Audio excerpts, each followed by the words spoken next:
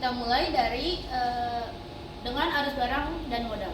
Dalam perekonomian terbuka, negara kita melakukan transaksi ekonomi dengan negara lain, baik dalam bentuk ekspor dan impor barang maupun lewat modal.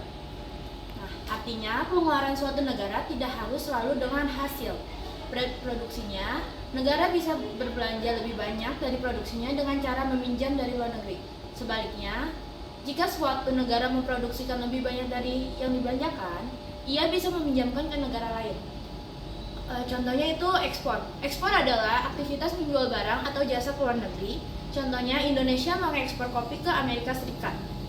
Terus selanjutnya ada impor. Impor adalah membeli barang atau jasa dari luar negeri, seperti Indonesia membeli mobil dari Jepang. Terus selanjutnya lagi ada ekspor neto atau selisih antara ekspor dan impor, dikenal juga dengan istilah neraca perdagangan. Jika ekspor lebih besar dari impor, kita mendapat surplus perdagangan, namun jika impor lebih besar maka terlihat defisit. Selain arus barang, ada juga arus modal. Modal bisa mengalir ke luar negeri dalam bentuk utama investasi langsung seperti pembangunan pabrik di negara lain, dan investasi portofolio seperti membeli saham atau obligasi luar negeri. Nah, selanjutnya ada arus keluar modal neto, menunjukkan beberapa besar warga negara kita berinvestasi di luar negeri dibandingkan dengan negara asing yang berinvestasi di negara kita. Berikut beberapa faktor yang mempengaruhi arus ini adalah suku bunga real, risiko ekonomi politik, serta regulasi pemerintah terhadap pemilik asing. Dalam identitas ekonomi makro, ada persamaan penting. NFI sama dengan NX atau investasi luar negeri neto sama dengan ekspor neto. Artinya, setiap kali kita melakukan transaksi internasional, ada keseimbangan antara barang dan aliran modal yang harus dijaga. Selanjutnya yang kedua ada nilai tukar atau kurs. Nilai tukar merupakan harga relatif antara dua mata uang. Ada dua jenis nilai tukar yang perlu kita pahami. Yang pertama, nilai tukar nominal, dan yang kedua, nilai tukar real. Nilai tukar nominal adalah jumlah mata uang domestik yang dibutuhkan untuk memperoleh satu unit mata uang asing. Misalnya, jika $1 setara dengan Rp15.000, maka nilai tukar nominalnya adalah Rp15.000. Nilai tukar real menggambarkan daya beli relatif antara barang-barang dari dua negara. Jika sepatu di Amerika berharga $100 dan di Indonesia seharga $200.000, maka dengan nilai tukar $10.000 per dolar, sepatu Amerika sekitar 1 juta. Artinya, harga sepatu Amerika 5 kali lebih mahal dari harga sepatu Indonesia. Nilai tukar real dihitung dengan rumus REER sama dengan ER dikali PF per PD, di mana PF adalah harga luar negeri dan PD adalah harga domestik. Nilai tukar bisa berubah karena berbagai faktor. Jika nilai mata uang domestik menguat terhadap mata uang asing, itu disebut apresiasi. Jika melemah disebut depresiasi. Perubahan nilai tukar mempengaruhi daya saing ekspor impor suatu negara. Ketika mata uang melemah, ekspor jadi lebih murah dan kompetitif di pasar internasional. Oke, selanjutnya itu ada kurs valuta asing.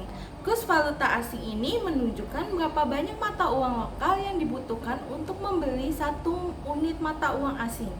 Kurs ini bisa ditentukan melalui dua cara, yaitu yang pertama itu melalui mekanisme pasar bebas yang berdasarkan permintaan dan penawaran mata uang asing.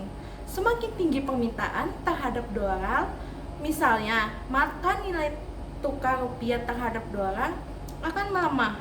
Kedua, kurs juga bisa ditentukan secara resmi oleh pemerintah, misalnya dengan sistem kurs tetap. Selanjutnya itu ada faktor-faktor yang mempengaruhi nilai kurs, diantaranya perubahan cita rasa konsumen. Yang kedua, harga barang ekspor impor. Selanjutnya ada inflasi dan tingkat suku bunga, sehingga pertumbuhan ekonomi tersebut. Ada stabilitas kurs. Stabilitas kurs itu sangat penting bagi dunia usaha dan perdagangan internasional karena memengaruhi dan keuntungan ekspor impor. Oke, selanjutnya itu ada neraca pembayaran. Neraca pembayaran merupakan catatan sistematis seluruh transaksi ekonomi antara suatu negara dengan negara lain dalam jangka waktu tertentu. Biasanya itu 1 tahun. Neraca ini terdiri dari 3 komponen utama. Yang pertama ada neraca berjalan, neraca modal, dan kesalahan serta kelalaian. Neraca berjalan mencatat transaksi ekspor impor, barang dan jasa, serta transfer pembayaran seperti remitansi. Neraca modal mencatat aliran investasi jangka panjang dan pendek. Jika neraca pembayaran menunjukkan surplus, artinya negara menerima lebih banyak devisa daripada yang dikeluarkan. Sebaliknya, jika defisit menunjukkan lebih banyak devisa yang keluar. Masalah dalam neraca pembayaran biasanya terkait dengan inflasi, pengangguran, atau defisit anggaran negara. Untuk mengatasi masalah ini, pemerintah dapat mengambil kebijakan seperti menekan impor dan mendorong ekspor, serta menaikkan suku bunga atau mengendalikan belanja negara.